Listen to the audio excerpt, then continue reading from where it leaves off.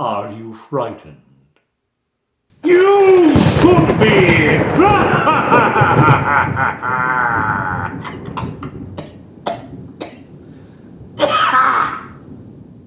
Ugh.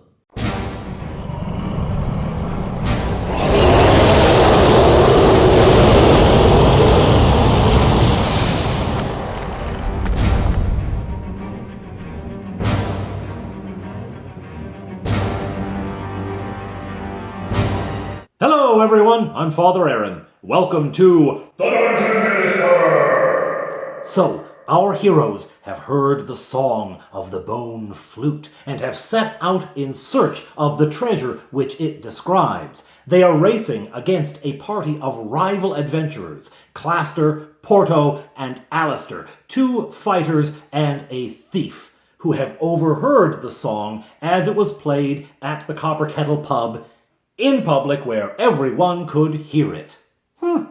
This rival party, however, has just arrived in Honeywood after a long journey, and our heroes are fresh. So they get the drop on them, they get the lead, and take off into the night, crossing the grasslands. On the grasslands, they have a number of encounters, some worth retelling, others really not worth recounting. At any rate, they find themselves camping in the shadow of the mountains, the mountain range which makes up the eastern side of the Valley of Strathunwyn, which is the kingdom of Strathunwyn.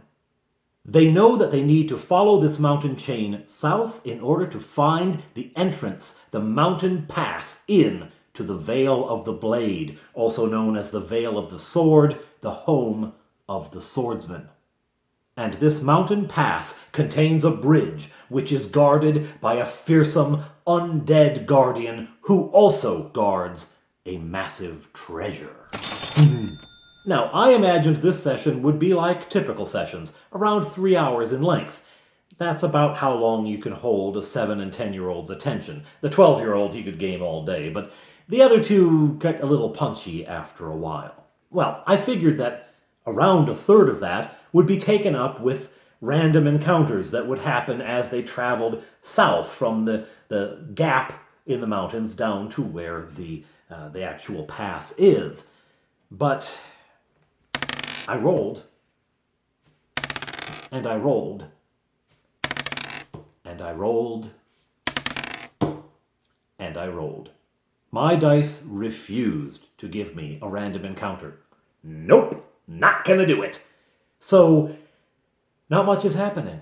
Now, I have to say, I am not one of those DMs that goes with the whole, 3 weeks of travel takes 3 minutes, and combat, which would take 3 minutes, takes 3 hours to play kind of guys, right? I like to give the travel its due, and one of the things that helps do that is random encounters, things that happen along the way, but nothing's happening. So I start leaning on descriptions of the landscape, which I don't know how many 7-year-olds you've gamed with. Really not gripping for them. Really not gripping for them. I mean, they do notice that as they go south, they begin to see farmed land off to the east. They're not right by it. It's not hugging the mountain, but it's getting closer. And that is because the further south they go, the closer they get to the Vale of the Blade, the closer they get to the swordsman, the less likely any beasties from the Easties are going to come through the mountains, because the swordsmen are fearsome. The swordsmen are the best warriors in the kingdom, and the orcs, the goblins, the kobolds, whatnot, do not want to mess with them. So they avoid this area, which means the humans can come closer to the mountains here. So I describe that, and they notice that bit. One night as they're camping, I say that you can see in the distance fires from what looks like a small community. There's a hamlet just down there. So they decide they're going to go into a fold of the land to make their own fire so that they're not seen up here. But that's kind of about it. So why is it so desolate? They ran into lots of creatures on the grasslands. They had tons of encounters, at least one a day. How do I explain how desolate this is? Well, I don't usually lean on the weather. Maybe it's because I'm from Wisconsin and the weather's like, it's snowing, we go outside. It's raining, we go outside. It's 1,000 degrees, we go outside. It's Wisconsin. And Ontario is not much different. At any rate, I usually don't lean on the weather that hard, but today I do. All right, the reason there's nothing out here is that a storm is brewing. The wind is whipping up. And I find some, winter storm ambience to play on my phone, and that starts to set the mood. There's a storm blowing in. This becomes helpful later, actually. The storm becomes so bad, it slows travel down and makes it more likely that you'll have a random encounter. No. And so their progress south is rather fast as the storm sets in. And I now start to play this up, partly because the winter storm ambience that I found intensifies. It grows worse. So, the storm is getting worse. In the midst of what is becoming a blizzard, they stumble across a road. It's hard to tell in all of the whipping wind and snow, but they can tell, yes, this is a road. And Fleetwood, my eldest, decides this is the road which leads into the Vale of the Sword. This goes to the mountain pass where the skeleton is. Well, okay. It happens he's right, but there was no indication that he was. Anyway, they decide to follow the road, so they turn to the east and go that way.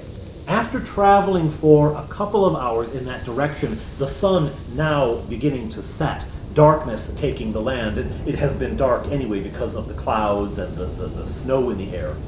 As the darkness sets in, they can make out on a ridge just south of the road, a ridge that overlooks the road. They can make out there a tower. A smallish tower, not enormous, but a tower nonetheless, at least 2 floors high. And attached to the bottom of the tower, there's a low building. Now, there's no lights in the tower. Even in the fading light, they can make out arrow slits, and there's no light coming from them. But from the low building, there's a small window that glows with an eerie light. There's a path that winds from the road up to that building. Okay, now a debate breaks out.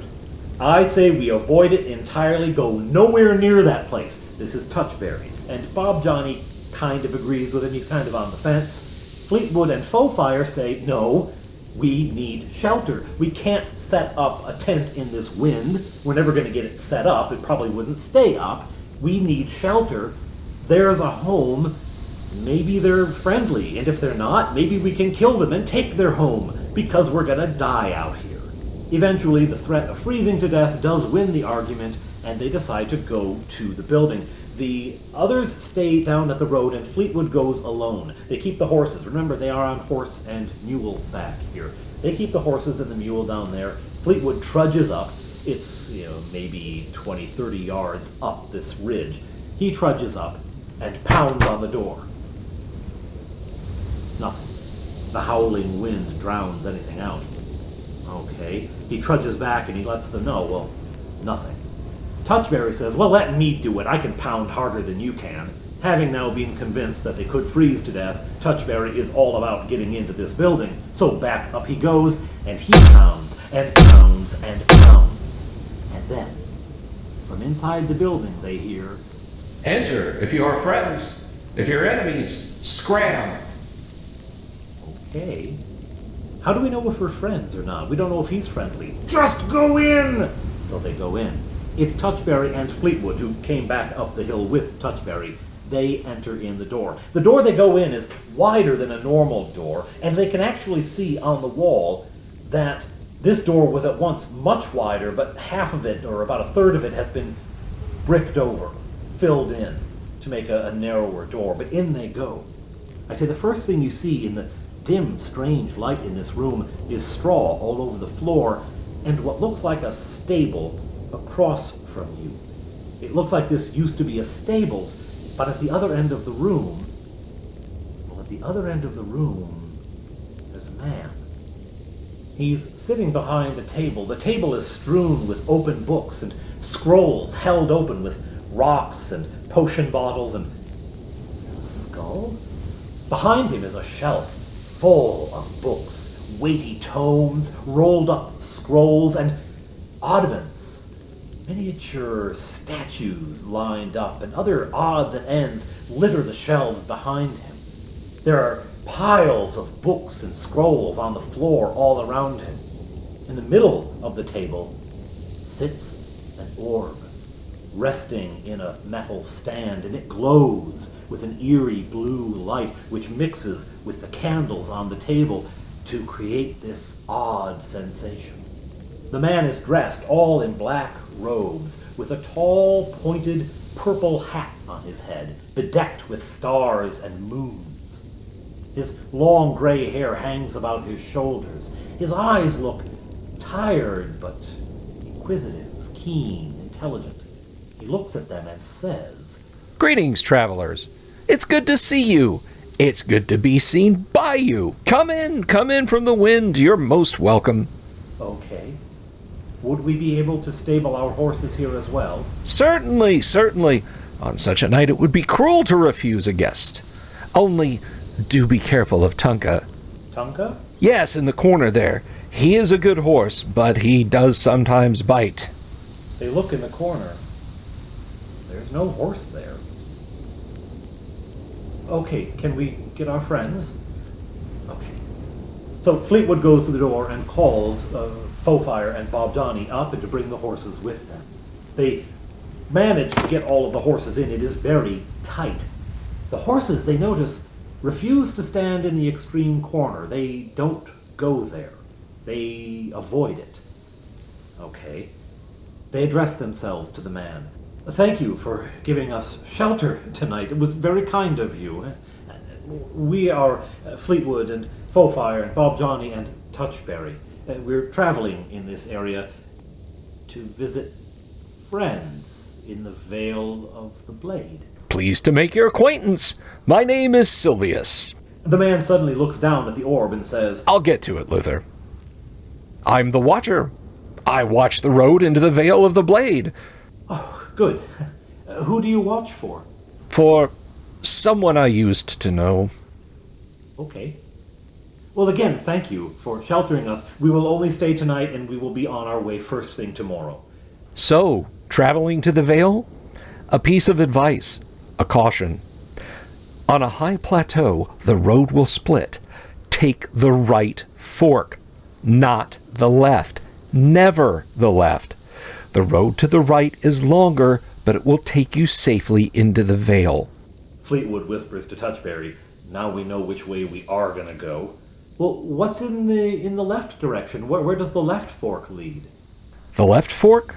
Well, that's a treacherous route, and only the brave or foolish dare walk it. Avoid the left fork. Oh, sounds bad. We'll avoid it. As the heroes begin to take out bedrolls and get ready for the night, the man says, The light in here is so dim you can hardly see. My apologies.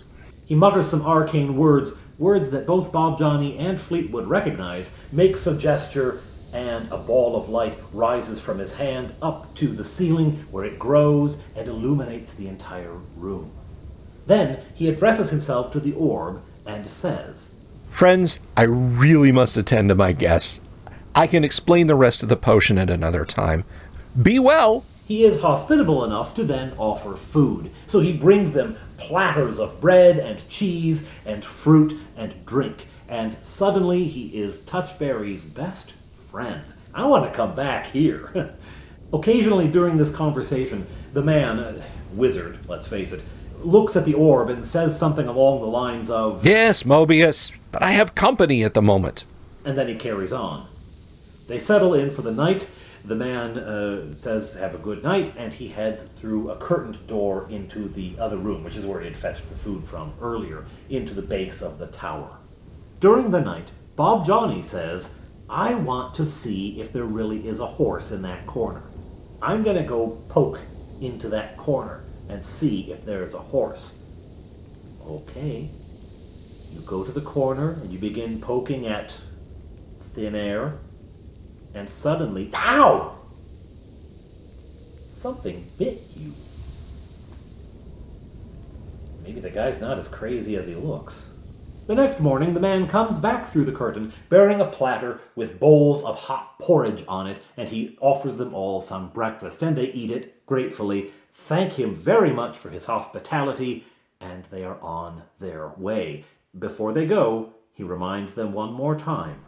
Remember, take the road to the right, and be well. They thank him for the advice, which they're going to ignore, and leave. The weather has cleared up now, which is good, and they head into the mountains. The path going over the hills and twisting around between them eventually begins to rise, and they see two great spurs of the mountain, and the path heads up one, along the ridge line, following a ledge up into the mountains. Eventually, after much climbing and much doubling back and switching back and forth, they come to an open place strewn with boulders and rocks through which a trail has been cut. And then they come to the fork in the road. The path to the right looks well traveled, easy to travel, clear. The one to the left, rocky, disused, tangled weeds growing over it, and a sign, a post hammered into the ground with a large sign that says, "Abandon all hope, ye who enter here." Of course, that's the path they take, and to the left they go, ignoring all of the warnings. The canyon walls begin to close in around them as the path becomes very tight indeed. And as they round a corner, a ridge of rock sticking out, and they have to go around a bend, as they come around that, it opens out before them. And they see a deep, deep chasm, and across it, a bridge. And standing on the other side of the bridge, a skeletal horse. And on the skeletal horse, a skeletal knight. This is the warrior spoken of in the Song of the Flute. This is Bob Johnny's vision in the pool in the Coile Jom Hair. He recognizes it as soon as he sees it. Who played that? That was really cool. Thanks. Anyhow, they stand at the end of the bridge, gazing across at the skeletal warrior who gazes back at them with hollow eyes. Roll a save versus paralysis. They all make it except Faux Fire. Faux Fire fails her save, and she is paralyzed with fear. It's an effect I borrowed from The Mummy. I thought that was pretty cool with The Mummy, and the same person who fell victim to it then falls victim to it now. Faux Fire cannot move. She's paralyzed with fear. Meanwhile, the horses are freaking out, and they're almost throwing their riders. So Fleetwood says, let's take them back around where they can't see. We'll picket them there. I don't know where he picked up the word picket. I don't know where he got that, but it's a good word. Anyway, we'll picket them there, and then we'll come back. And, well, we'll just take care of Faux Fire. They get her off the horse, and they just bring her with, but she can't act. She can't do, she's not like frozen like a statue, but she can't act. So they lead her around, and then they say, what are we going to do? And they have another debate. I say we rush across and attack him. No, we have to sit here and hit him with missile fire. No, he's going to come. As soon as we hit him, he's going to come at us, right? No, as soon as we step onto the bridge, then he'll attack. Is he moving yet? No, he's not moving yet. Okay, it must be when we step on the bridge. Maybe if we shoot at him. If we hit him with an arrow? No, normal weapons aren't going to hit him. It's going to be magic weapons only. I know it. I know it's going to be magic weapons only. Actually, I hadn't thought of that, but okay, yeah, magic weapons only. All right, what do? Finally, they convince Bob Johnny to fire a magic missile at him. Just hit him with a magic missile. He's just within range. Hit him with a magic missile. All right. The magic missile streaks across the bridge. It is one of the furthest shots that Bob Johnny's ever made, and bang, right into the thing. Doesn't flinch. Doesn't move. Slammed into the skeletal warrior. I ask, are you targeting the horse or the skeleton? Well, the skeleton slams into him. Doesn't react. Nothing. Okay. Fleetwood says, I step onto the bridge. Okay, move your mini. Puts him on the bridge. Just onto the wood of the bridge. Skeleton just stays put. Is he just going to sit there? And at this point, my middle guy, Touchberry, says, is that a statue? Did those three warriors beat us here and they put a statue up just to fool us? Oh, I'm gonna get him. I'm gonna get him. Is that a guy in a costume? If it is, I'm gonna kill him anyway. No, it looks like it's a legitimate skeleton on a skeletal horse. It's just not moving. Okay. I'll move a little closer. Moves a little closer. No, move a little closer. Nothing still. It's not going to move until someone reaches the middle of the bridge. Once they have reached the very center of the bridge, which I've noted where it is on the bridge, once they reach there, then the skeleton will attack, but not until then. Finally, with halting steps, Fleetwood reaches the center point. Touchberry is not far behind him. Bob Johnny has gotten onto the bridge. Faux Fire remains paralyzed. I have decided that once something begins to happen, she will make another roll. When she sees her comrades behaving bravely in the face of this thing, it may shake her from this, right? So she's going to have a chance later, but for now, she's still paralyzed with fear back on the side of the mountain. But, as I said, Fleetwood is at the center of the bridge, and suddenly the eye sockets of the skeleton flare up in glowing orbs of greenish yellow. The eye sockets of the horse do the same, and it begins to move, clopping with a hollow, dead sound increasing in pace as the skeleton begins to charge. He unsheaths an enormous sword, and swinging it above his head, he comes charging at the players. Roll for initiative. As it happens, the skeleton wins initiative. Swinging the sword over his head, he comes and slashes at Fleetwood. Solid hit, 9 points of damage. The sword is 1d8 plus 2 because of the magical strength with which this warrior is imbued. He smashes into Fleetwood. Fleetwood swings back, misses miserably like a 4 or a 3 or something he rolls. On charges the skeleton past Touchberry. Touchberry takes a slash at him and hits. He does like 6 points of damage or 7, something in that neighborhood, but the skeleton has a chance to slash back. I judge it's enough distance.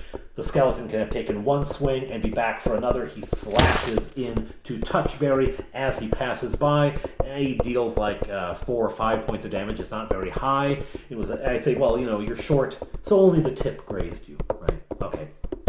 On he goes. As the horse approaches the elf, Bob Johnny throws down a vial of oil. Why oil? 1, he wants to burn this guy out. 2, he's hoping that the horse will slip. Does the horse slip on the oil? No, he doesn't. On he charges, and as he reaches Bob Johnny, he rears up and brings both hooves crashing down on him. 1 glances off of his armor, the other solid hit, 5 points of damage. Bob Johnny stumbles back. The horseman wheels around. Faux Fire is still paralyzed with fear. Wheeling about, the skeleton prepares to charge back across the bridge. As he leaves Bob Johnny brings his axe down, Brasinga, and slams it into the bridge. And the fire of the axe ignites the oil. That end of the bridge ignites in flame. Out of the ball of fire charges the skeleton, invulnerable to fire. He charges down at Touchberry and Fleetwood, who now brace for impact. Coming toward Touchberry, Touchberry moves to the side of the bridge away from the sword arm, hoping to escape the blade, and he does. The skeleton reaches down with his bony claw to slash at him, but he's too low. The halfling is too short, he can't reach him. On he charges toward Fleetwood. As he reaches Fleetwood, he reaches down with that bony claw, and as he scrapes toward Fleetwood, it lights up in fire. Not only is he invulnerable to fire, he can start fires. And he scrapes across Fleetwood, 5 points of damage. As he passes, Fleetwood casts Web and ensnares him all around on the backside of the horse and the skeleton, held in a sticky strand of webs. Up runs Bob Johnny to cast his own web. The creature is ensnared now in 2 webs, caught in the sticky strands, which hold on to him, the horse, and to the bridge. He cannot move forward. He cannot move back. But it only holds for a moment. They see his hand struggling in the webbing, suddenly burst into flame. The flame travels up his arm into his hollow ribcage, which bursts into a bonfire, down his other arm and legs to his head, his entire body, one flame. The webbing melts away, he's free.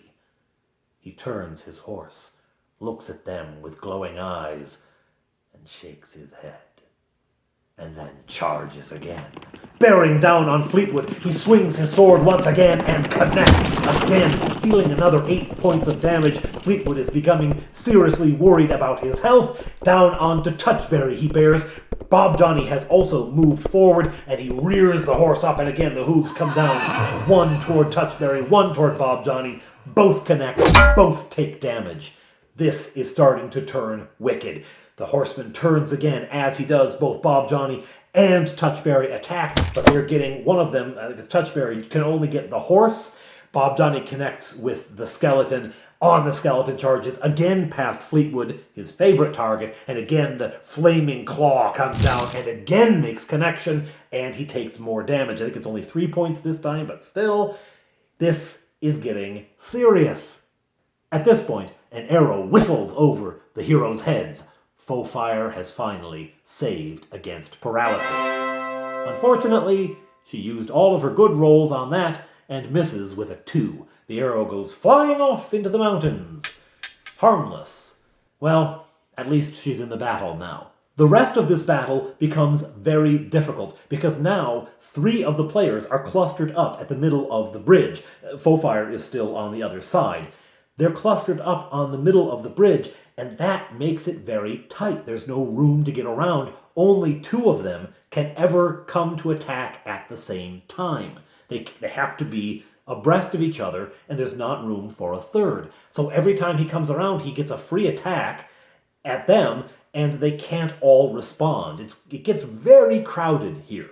Back and forth this goes. He keeps plowing in, hitting them, sometimes missing, but usually hitting, and he's doing a lot of damage. And they land some good blows on him, but they're limited to weapons at this point. They've already fired the only magic missile they had this day. Charm doesn't work on the undead. Sleep doesn't work on the undead. ESP, what thoughts does he have? None. They've used their webs, and it's not particularly useful. They can't wizard lock him. What are they going to do? It's just hack and slash. And this bridge really complicates the combat.